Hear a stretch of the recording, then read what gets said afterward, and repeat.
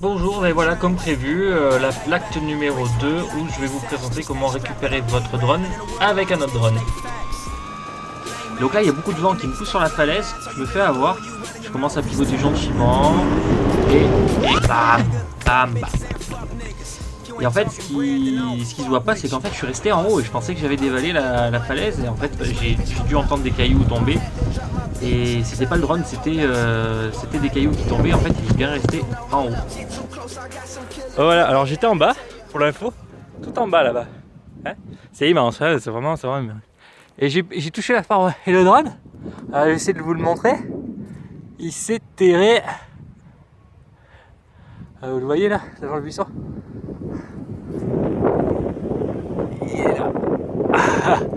Ah le con. Ah vous voyez, pour le choper moi là. Et je crois que ma corde est pas assez longue, il va falloir que j'y aille par-dessus.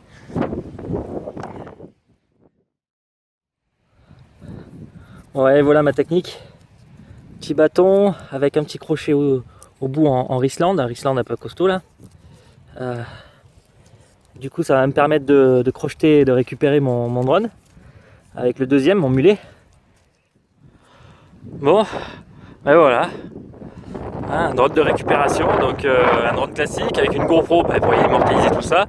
Et une perche avec un morceau de bois que j'ai récupéré dans la nature et un Serflex en guise de crochet là. Voilà, une grosse lipo pour évidemment avoir du temps, hein, parce que 3 minutes ça va aller vite. Enfin 3 minutes, je pense que je dois plus faire 5. Voilà, donc on va essayer de le récupérer là-haut. Allez, let's go. Voilà, donc là la difficulté, c'est les remous du vent qui ont lieu sur la falaise. Parce que du coup le vent vient taper dessus, donc j'étais écarté, à la fois rapproché. Alors je me suis mis en mode horizon pour quand même me faciliter la tâche, c'est quand même beaucoup plus facile. Mais ça a été très très dur d'arriver à une approche. Bon, après ça s'est fait en moins d'une minute, hein, pas non plus si dur que ça. Et puis finalement j'ai décidé de lui foutre une baffe avec, ça a marché, c'est tombé. Ça fait un sale bruit quand c'est tombé, mais c'est tombé, donc voilà. Et puis après du coup je me suis jeté dans un buisson avec lui. Et j'étais content, voilà, comment récupérer son drone. J'espère que cette vidéo vous aura été utile. Je remercie Fred de FPV Passion pour la diffusion de cet article et il vous mettra le lien de l'acte 1 à l'intérieur. J'espère que ça m'arrivera plus, mais malheureusement je me connais, je vais encore quiller mon drone d'ici 2-3 jours.